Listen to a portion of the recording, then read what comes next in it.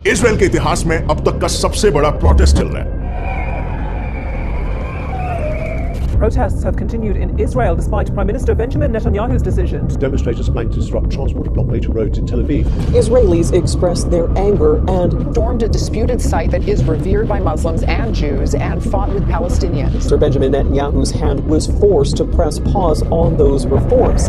ये इतने बड़े स्केल पर हो रहा है कि सिर्फ इजराइल के इकोनॉमिक कैपिटल तेल अवीव में यानी कि पूरे शहर में 3/4 जनता एक साथ प्रोटेस्ट कर रही है। और उसके पीछे का रीजन उनके प्राइम मिनिस्टर बेंजामिन नेतान्याहू और उनका newly introduced highly controversial judicial reforms bill. और ये इजरायली प्रोटेस्ट इतने वॉयलेंट हो चुके हैं कि इनमें कुछ पैलेस्टीनियंस की तो मौत भी हो चुकी है। पर आखिर इतना मैसिव प्रोटेस्ट सडनली कैसे राइज हो गया? तो फुल स्टोरी ये है ना कि गवर्नमेंट के खिलाफ लोग 2019 से ही काफी गुस्सा थे क्योंकि उनके पीएम नेतान्याहू पर मल्टीपल करप्शन के एलिगेशंस लगे थे। इनफैक्ट नेतान्याहू को अपने पीएम के सीट से भी करप्शन और ब्राइबरी यानी कि मटेरियल गिफ्ट्स और मॉनेटरी फायदों के बदले वेल्दी लोगों के ऑफिशियल फेवर्स पूरे करने जैसे एलिगेशंस की वजह से हटा दिया गया था। 2007 से लेकर 2016 तक नेतान्याहू ने famous Jewish Hollywood producer Arnon Milchan से टोटल $300,000 वर्थ के गिफ्ट्स एक्सेप्ट किए थे, जिसके बदले में उन्हें ऑफिशियल फेवर्स के नाम पर अपनी मूवीज में टैक्स एग्जेम्पशंस दिए गए। और ऐसे ही और भी कई सारे एक्सपेंसिव गिफ्ट्स को एक्सेप्ट करने के उन पर एलिगेशंस लगे हैं, जैसे सिगार्स, शैंपेन, ब्रेसलेट्स और बैग्स। और 2019 में तो करप्शन चार्जेस के तहत उन्हें पीएम के सीट से हटा भी दिया गया था, लेकिन फिर एक साल में पार्लियामेंट के मेजॉरिटी सपोर्ट से नेतान्याहू दोबारा से देश के पीएम बन गए। सो ऑलरेडी इजराइल की जनता में उनके लिए एक राइजिंग फीलिंग ऑफ रिजेंटमेंट था एंड 2023 जैन में उनका निकाला हुआ ये bill just push things over the edge. So citizens के हिसाब से ये बिल इजराइल में एक अथॉरिटेरियन रेजिम को प्रमोट कर रहा है, बट नेतान्याहू की सरकार ने इसके पीछे कुछ अलग ही रीजंस बताए। इजराइल की करंट राइट विंग गवर्नमेंट के मेजॉरिटी मिनिस्टर्स का यह मानना है कि वहां की सुप्रीम कोर्ट के ऑलमोस्ट सारे डिसीजंस लेफ्ट लीनिंग होते हैं और इसी कॉन्फ्लिक्ट ऑफ इंटरेस्ट की वजह से अब नेतान्याहू गवर्नमेंट जुडिशरी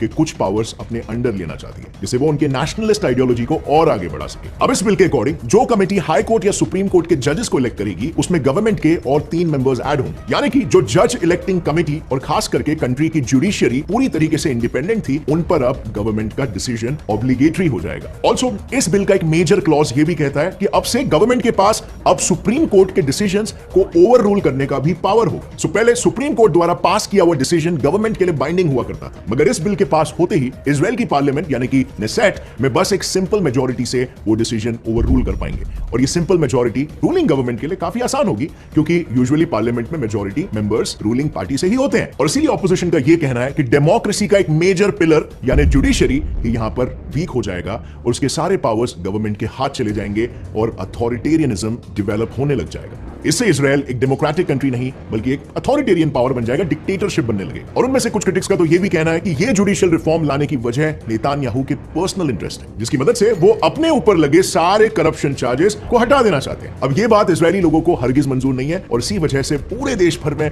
और भी ज्यादा वायलेंट प्रोटेस्ट शुरू हो गए हैं। But let's just wait over here. So ये स्टोरी मीडिया पोर्ट्रे करती है और जैसे आपको पता है हर सिक्के के एटलीस्ट 2 पहलू होते हैं। सो जब आप इस मुद्दे को जरा क्लोजली देखोगे ना तो आपको एक और एक पहलू नजर आएगा। तो बात कुछ ऐसी है ना कि जो नैरेटिव क्रिएट हो रहा है और जो प्रोटेस्ट क्रिएट हो रहे हैं उन्हें evidently left wing parties fund कर रही है। लेकिन अगर आप इस मामले में थोड़ा और गहराई में घुसोगे ना तो आपको पता चलेगा कि ऑपोजिशन भी बस इस प्रोटेस्ट को करवाने वाली एक पपेट है। असल में तो इनके पीछे एक और बड़ी पावर का हाथ है जो देश आयरॉनिकली उसका सबसे क्लोजेस्ट एलाय भी है। और जो एक और एक रीजन भी है सुप्रीम कोर्ट के प्रो पैलेस्टीन स्टैंड का। हालांकि सुप्रीम कोर्ट का तो यह कहना है कि पैलेस्टीनियंस पहले से ही काफी प्रॉब्लम्स फेस कर रहे हैं, जिसमें सिर्फ गाजा स्ट्रिप में 1.4 मिलियन से भी ज्यादा लोग एनीमिया और मल्टीपल माइक्रोन्यूट्रिएंट डेफिशिएंसी। इजराइल की गवर्नमेंट को ना गिराने की प्लानिंग 1 साल पहले से ही हो चुकी थी, जिसमें यूएसए और left wing supporter and billionaire George Soros भी शामिल है। ये वही है जिसने इंडिया में भी रेजिम चेंज करने के लिए 8,000 करोड़ इन्वेस्ट की। सोरोस ने इजराइल की ऑर्गेनाइजेशन जे स्ट्रीट पैक को $1 मिलियन की फंडिंग दी है और ये वही ऑर्गेनाइजेशन है जिसने नेतान्याहू की सरकार के खिलाफ चल रहे प्रोटेस्ट में हिस्सा लिया। ये अपने एंटी सेमेटिक यानी एंटी ज्यू आइडियाज को प्रमोट करने के लिए जानी जाती है। इनफैक्ट इस मूवमेंट के दौरान इजराइल की लेफ्ट विंग पार्टीज ने अपने सबसे बड़े ट्रेड यूनियन अम्ब्रेला ग्रुप की मदद ली, जिससे उन्होंने उनके थाउजेंड्स ऑफ वर्कर्स को कई दिनों से चल रहे प्रोटेस्ट में भेजकर और ज्यादा वायलेंट बना दिया। मगर कुछ उसी तरह से ही सोरोस ने इजराइल की ऑर्गेनाइजेशन जे स्ट्रीट पैक को $1 मिलियन की फंडिंग दी है और ये वही ऑर्गेनाइजेशन है जिसने नेतान्याहू की सरकार के खिलाफ चल रहे प्रोटेस्ट में हिस्सा लिया। ये अपने एंटी सेमेटिक यानी एंटी ज्यू आइडियाज को प्रमोट करने के लिए जानी जाती है। इनफैक्ट इस मूवमेंट के दौरान इजराइल की लेफ्ट विंग पार्टीज ने अपने सबसे बड़े ट्रेड यूनियन अम्ब्रेला ग्रुप की मदद ली, जिससे उन्होंने उनके थाउजेंड्स ऑफ वर्कर्स को कई दिनों से चल रहे प्रोटेस्ट में भेजकर और ज्यादा वायलेंट बना दिया। मगर सिर्फ इजराइल के अंदर ही नहीं, इस ऑर्गेनाइजेशन ने हमास जैसे कई पैलेस्टीनियन टेरर ग्रुप्स को तक सपोर्ट किया और इस सबसे उन्हें वहां पर चल रहे प्रोटेस्ट को देश के हर कोने तक पहुंचाना है, जिससे इजराइल में एक पॉलिटिकल क्राइसिस पैदा हो जाए। अब एक्सटर्नल पावर की अगर बात करें तो इजराइल के इस पॉलिटिकल क्राइसिस में लेफ्टिस्ट पार्टी को डायरेक्टली यूएस ने फंड किया और ऐसा खुद पीएम के बेटे यायर नेतान्याहू ने ऑपोजिशन पार्टी पर आरोप लगाया। इसमें उन्होंने ये कहा कि आज इजराइल में चल रहे प्रोटेस्ट को डायरेक्टली बाइडेन एडमिनिस्ट्रेशन द्वारा फंडिंग मिल रही है और इसमें यूएस स्टेट डिपार्टमेंट के हाथ होने का क्लियर प्रूफ है। यूएस ने तो इस प्रोटेस्ट में यूज होने वाले फ्लैग से लेकर स्टेज ऑर्गेनाइज करने तक सब कुछ फाइनेंस किया है। और ये सब सुनकर बिल्कुल जाहिर सी बात है आपके मन में भी यही सवाल आ रहा होगा कि आखिर यूएस अपने ही दोस्त इजराइल जो कि सिमिलर आइडियोलॉजी भी सपोर्ट करता है उसी के खिलाफ क्यों साजिश रच रहा है। वेल, इसकी सिंपल वजह है लेफ्ट गवर्नमेंट को पावर में लाना। तो बात ऐसी है ना, ट्रंप सरकार के दौरान इजराइल यूएस रिलेशंस अपने पीक पर थे, जहां ट्रंप ने नेतान्याहू सरकार के जेरूसलम ऑक्यूपेशन को ओपनली सपोर्ट किया और ट्रंप एडमिनिस्ट्रेशन के रूल में यूएसए वो पहली कंट्री बनी जिसने जेरूसलम को एज इजराइल का कैपिटल ओपनली रिकॉग्नाइज किया।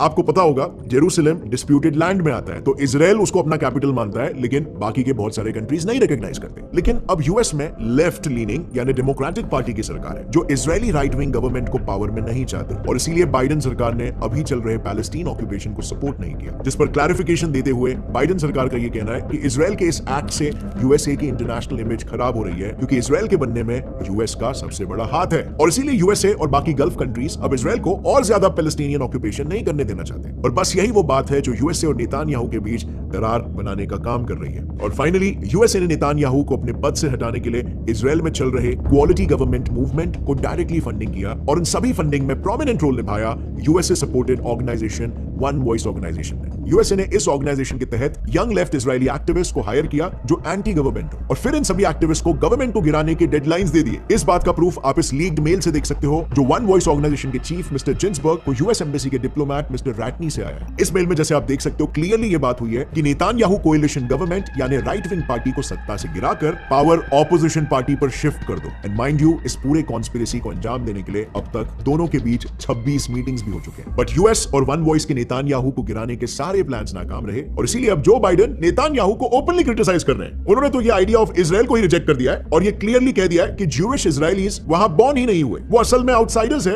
यूरोप से आए हुए और अरब्स वहां के original sons of the soil है। And adding to all this, US ने तो इजराइल को क्लियर ऑर्डर्स दिए हैं कि वो पैलेस्टीन के साथ सीज फायर कर ले और पीछे आ जाए, पर इजराइल की करंट गवर्नमेंट ने ऑफ कोर्स इसे मानने से मना कर दिया। इसी नैरेटिव से जस्ट कुछ हफ्ते पहले जब Israeli defence minister Yoav Gallant ने भी आवाज उठाई, तब उन्हें प्रोटेस्ट में हिस्सा लेने और देश में अनरेस्ट फैलाने के एलिगेशंस पर फायर कर दिया गया था। ये देखकर प्रोटेस्ट और भी बढ़ने लगे, बट ये उनका पॉलिटिकल मूव था क्योंकि इसके तुरंत बाद डिफेंस मिनिस्टर ने अपनी गलती मानते हुए माफी मांगकर फिर से अपनी पोस्ट ज्वाइन कर ली और ज्वाइन करते ही उन्होंने देश पर फॉरेन पावर्स के खतरा होने की चेतावनी जाहिर की, जिसे टैकल करने के लिए गैलेंट ने यह कहा कि हमें सभी फ्रंट्स पर हाई टेंशन नजर आ रहा है, जिसमें देश को ईरानियन और हेजबुल्लाह के हमले से बचाने के लिए हमें वॉर कंटिन्यू रखना होगा, क्योंकि अब रिसेंटली सीरिया की एक सर्वेलेंस बोट इजरायली कोस्ट पर नजर रखते हुए स्पॉट की गई, जिसका जवाब देने के लिए इजराइल ने सीरिया के होम अफेयर्स एडमिनिस्ट्रेशन की बिल्डिंग ही गिरा दी। लेकिन ये अकेली कंट्री अब इजराइल के लिए थ्रेट नहीं बनी हुई है। सऊदी अरेबिया और उसका लॉन्ग टाइम राइवल ईरान ने तो सालों बाद पहली बार आकर एक एग्रीमेंट साइन किया है, जिसके तहत Israeli foreign minister Yair Lapid का यह मानना है कि वो एग्रीमेंट इजराइल के ऑयल इकोनॉमी को क्रिपल करने के लिए बनाया गया और ये सब यूएस और सऊदी अरेबिया के अलायंस के बिना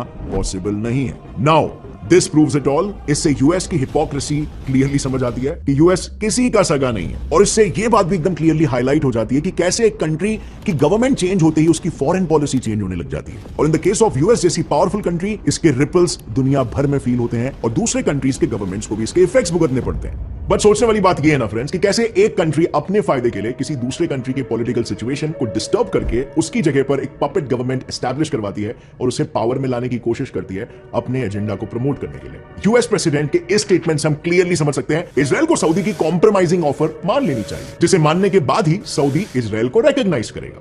अब नेचुरल क्वेश्चन यह आता है कि सऊदी के बिहाफ में यूएसए क्यों बात कर रहे हैं भाई? But on the other hand Israel अपने स्टैंड पर बिल्कुल कायम है, वो अभी भी पैलेस्टीनियंस और हमास के साथ कोई कॉम्प्रोमाइज नहीं करेगा और उन्हें उनके ही तरीकों से जवाब देगा। बट ये इकलौता केस नहीं है जब यूएसए किसी कंट्री को डिस्टेबलाइज करने की कोशिश कर रहा है। अभी रिसेंटली यूएसए ने इंडिया के साथ भी किया था जब उसने बड़े ही स्ट्रेटेजिकली इंडियन कंपनीज को टारगेट किया, जिससे इंडियन इकोनॉमी पर इस चीज का असर पड़े थे। और अगर इस वीडियो से आपको कुछ भी नया सीखने मिला, एक लाइक जरूर ठोक। As always friends, stay curious, keep learning.